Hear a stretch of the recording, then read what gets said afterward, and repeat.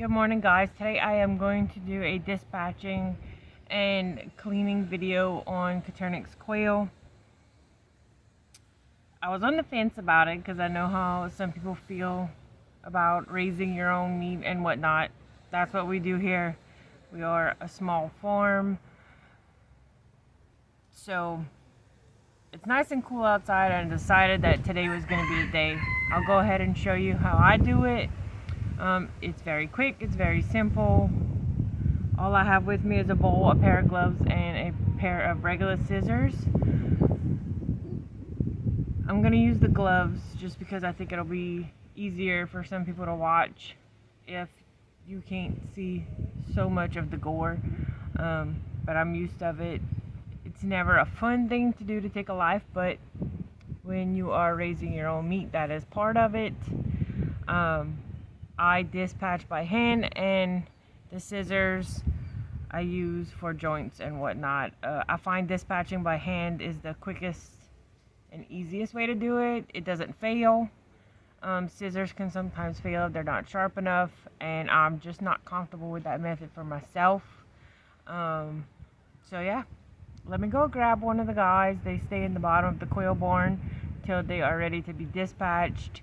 But today's the day that I am going to make this video, so we'll have one extra bird in the freezer. I am going to use my hands because I feel like that's the quickest and most efficient way to do it, and I know I won't do it wrong. If you are going to use a scissor, you will go ahead, pull the neck slightly up, and you will be cutting approximately in this area. You want it to be quick. You want to make sure your scissors are sharp, because you do not want your animals to suffer, especially if you are raising for meat. So I'm sitting outside. If you wanted to do this in your house, you could. You would just make sure you have somewhere that you could drain out your blood. Since I am outside, I'm just gonna straight onto the ground. You could do this over your sink, over a bucket inside if you wanted to. It's a quick process, and then what you're gonna do is you're gonna hold your bird upside down, hold your wings, and you will wait till there's no longer any twitching, and then that's when you know you can proceed.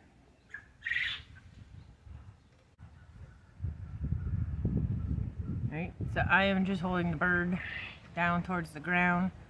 I'm giving time for all the muscle spasms to stop, any kind of twitching.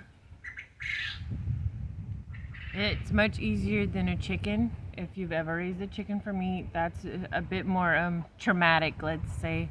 With a quail, they're smaller. You can hold them in your hand. If you're not comfortable holding them in your hand because of the twitching, you can always put them in a bucket until that process is done. You can also use cones. You can get the small cones at Dollar Tree, dollar store that they sell for kids activities. We don't use any cones. We've been doing this for a while, so we are used to the process. Alright, so that's done. Now, I'm going to show you the way we do it to be quick. If you want to see a process that'll make your bird more aesthetic, as Jasmine puts it, you can head over to her channel. It's Time and Timber Homestead. She shows you more of a restaurant style cleaning. That way your birds will look good for that sort of presentation. We mostly cook for ourselves. The birds don't look bad. She just she does it a little bit differently than us. So what I'm going to do first, here we have the bird. I'm going to take off the wings and the feet. So if you're doing it for aesthetics, you're going to keep part of the wing like you would just for a chicken wing. I'm not doing that. I'm cutting straight at the breast itself in that joint.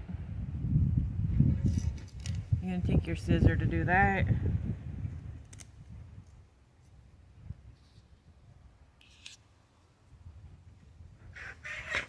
So that'll be right in this general area. You can feel it with your fingers.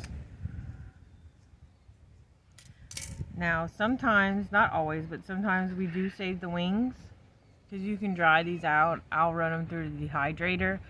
They can be used for a variety of things. Some people use them for dog training. You can also use them for fly fish tying stuff. You know what I mean? That's not my department. We catch redfish and everything else. We don't use feathers, but a lot of people do. So I'm gonna go ahead and put those to the side, and we'll keep them and put them in the dehydrator later. Now you are also going to want to cut off your feet. There's going to be a joint. This is the foot. There's going to be a joint in this area. You're going to want to go ahead and cut at that joint on both legs. You can either keep the feet. I do make quail foot necklaces with the feet. So I usually put those in the dehydrator. Also, our friend Egg Got Bait is going to have a class on Quail University about how to use feet in other projects. You can feed them to your dogs as dog treats. It's up to you. So I'll put those to the side also. Alright, so we've done some of the easier parts. Now what you are going to do is you have to take, it is windy today, I'm sorry, this camera is shaking. You're going to have to take your feathers off. You can either use your scissor or you can go ahead and use your fingers. And you'll be able to put your finger in here or your scissor, whichever one you decide to use. And you are going to take this off.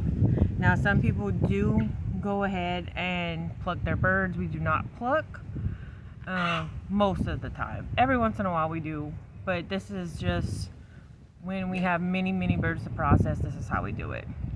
And the skin is very thin, so you're able to just basically peel it back off of your bird.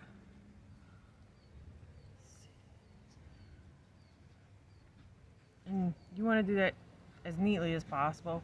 But here you can see the leg, and it just kind of peels right off.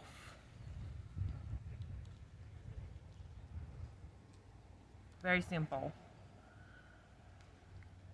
I know it's not very simple for everyone, the whole process, but in technical terms, it is very simple. It's something that you don't necessarily get used to, but it does get easier to do, especially if you know why you're doing it. So I'm going to just go ahead, I'm going to continue to peel this off. If you want it to pluck, that's going to be a little bit more time consuming. And that's not what we do here. And that doesn't make it wrong. Whatever you do is the way you choose to do it.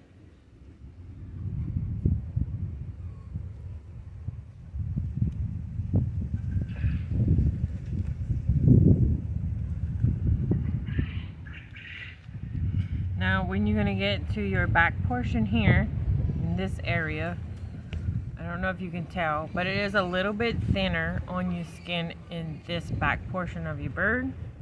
So you're going to want to peel a little bit slower to make sure that you're not peeling off any meat. If that does happen, it's okay, especially when you're getting used to doing this process yourself. But if you just peel gently, most of the time you won't have any issues, and you can always clean that up after. There really is no wrong way to go about doing this. Alright, so that's done. Alright, here's your bird. So these are oil glands. This is what they use to preen themselves with. Chickens have them too. So what you need to do next is you are going to want to cut out the vent, which is this area. You're going to take your scissor. My gloves are too big, so I'm just working what I have. You're going to take your scissor, you're going to cut up this way, and then you're going to cut out. And that will remove all of this part. You want to be careful not to cut into any of the gross parts, but if you do, you just quickly rinse your meat and you will be okay. So I cut in, and then I'm going to cut up.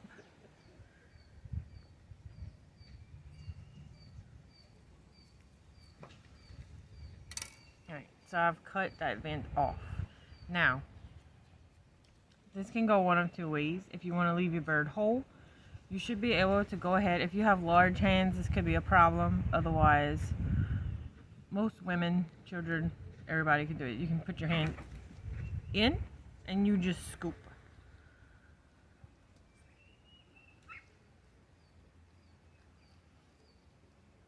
Now, if you wanted to know about the parts, I can show you some of those real quick. This was a male.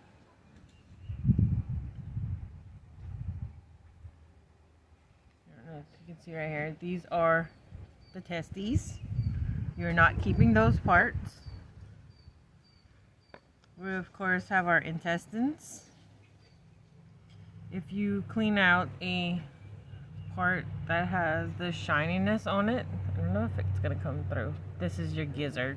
This is what crumbles up all the feed. Any bugs, anything that goes through that process.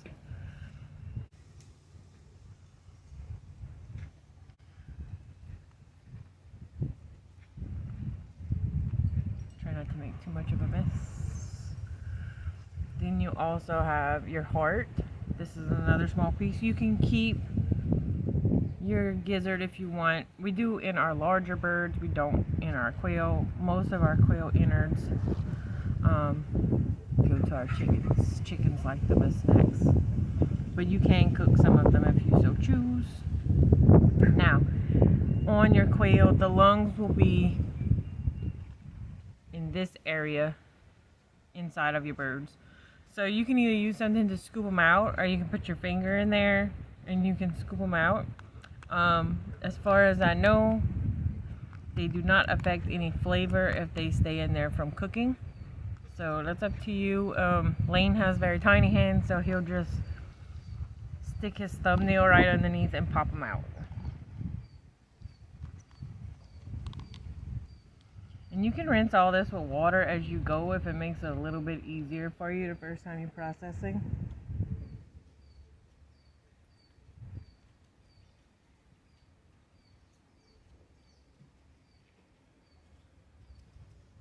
Alright, so that's all done. I know some people leave the neck. We do not leave the neck. The neck comes off.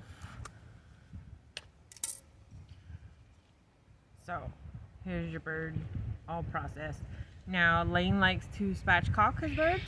I don't know if you're familiar with that or not, but all you're going to do is you're going to take your scissor and you'll cut on either side of your spine.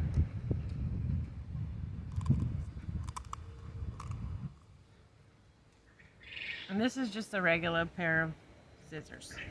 It's nothing fancy, but it works just fine. So you will remove your spine completely. And then this will open up your bird. You do have to be a little forceful. I should have brought a bucket of water out here with me. And that will give you your spatchcocked quail. And then all you have to do is run it under some water, clean it up. And you can go ahead and put it in an ice bath for 24 hours to go ahead and get rid of any rigor mortis that might set in. Sometimes we do cook them straight after cleaning, but if you want to freeze them, it's best to put them in an ice bath first. I hope that was helpful.